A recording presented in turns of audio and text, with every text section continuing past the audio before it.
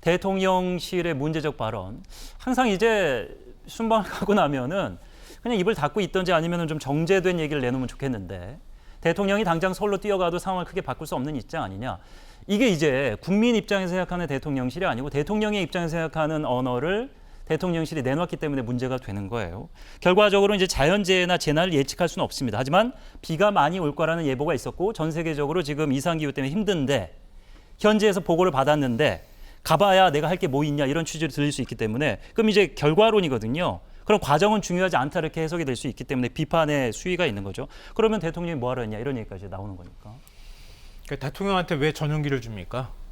대통령은 그러니까 물론 우리 군을 관할하는 통수권자이기도 하고요. 예. 모든 국민의 생명과 안전을 책임지는 위치에 있기 때문에 대통령의 해외 순방 매우 중요하고 그걸 지원할 필요는 있어요. 그러니까 전용기도 대통령한테 주는 거 아닙니까? 근데 또 거꾸로 얘기하면요. 정말 국민의 생명과 안전이 위태로운 상황이 됐다고 하면 어디든 가서라도 바로 되돌아올 수도 있다는 뜻이에요. 그래서 전용기를 주는 거거든요. 근데 윤석열 대통령은 뻔히 국내에서 수해 입고 있다는 사실을 알고 있었어요. 그리고 우크라이나 설명하는 거 전 더 기가 막혔던 건 뭐냐면 우크라이나 지금 아니면 갈 수 없었기 때문에 이렇게 설명했다 그래요. 고위 관계자가. 네. 아니 지금 아니면은 재난대비 못하는 건 안 그럽니까? 똑같잖아요. 지금 우크라이나 가가지고 우크라이나 대통령하고 한번 만나는 게 그렇게 중요합니까? 국민들이 지금 당장 생명이 위태로운 상황에 빠졌다고 하면 어디를 가서라도 다시 대통령기 전용기 띄워서 되돌아와야죠. 근데 그걸 설명하는데 대통령실 관계자란 사람이 당장 가도 할 일이 없다고요? 어떻게 이런 얘기를 합니까? 이렇게 하니까 컨트롤 타워가 없었다는 얘기가 나오는 거고요. 예. 인재라는 얘기가 나오는 겁니다. 예. 그만큼 긴장하지 않고 이런 재난에 대해서 대비하려고 철저하게 노력하지 않았다는 얘기가 되는 거잖아요. 그것도 정무적 책임 대통령이 져야 되는 거예요. 우리가 그동안에 수도 없이 많이 얘기했던 거 아닙니까? 근데 대통령이 책임의식을 갖거나 하는 모습을 보이지도 않아요. 국내 들어와서. 대통령이 언제 사과했습니까? 저 사과했다는 얘기 들어본 적이 없어요. 오히려 더 큰 소리를 칩니다.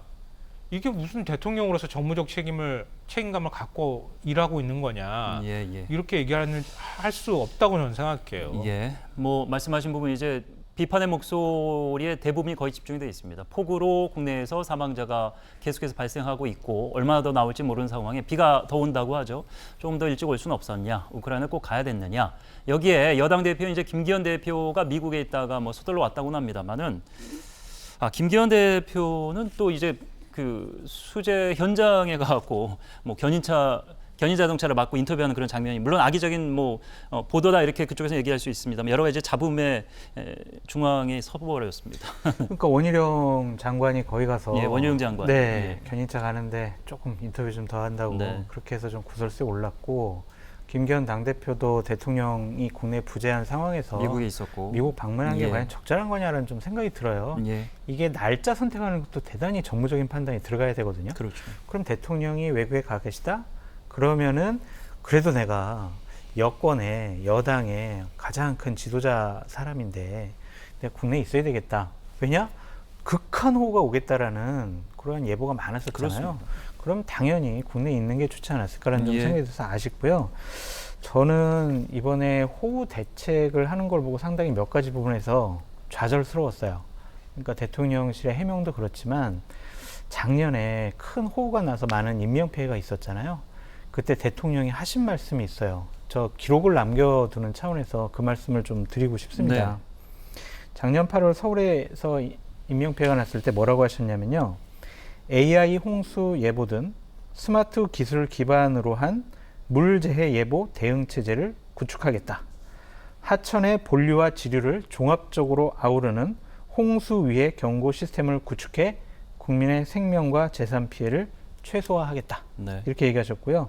한 달 뒤 포항 지하주차장 사고가 났었어요. 예. 그때는 또 이런 얘기 하셨어요. 지리와 지천의 범람을 막고 사전의 위험을 차단할 수 있는 근본적인 대책을 세우겠다.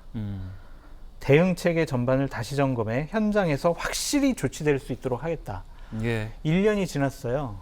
똑같은 말씀 지금 하고 계세요. 그동안 뭐 했어요? 대통령이 이렇게 지시하셨으면 정부에서 제대로 뒷받침했어야 되는 거 아니에요? 네네. 전 도저히 이해할 수가 없습니다. 문재인 정부에서 대책을 제대로 못 만들어서 그렇다잖아요. 누가요? 여당 대표가 그렇게 또 얘기했더만요. 보니까. 근데 오늘 저한테 언제까지 자꾸 문재인- 이렇게 그러세요. 전 정부 얘기는 뭐 언제까지 오늘 문재인 핵심이 정부 아니니까 얘기할지 여기서 모르겠어요. 커트하도록 하겠습니다.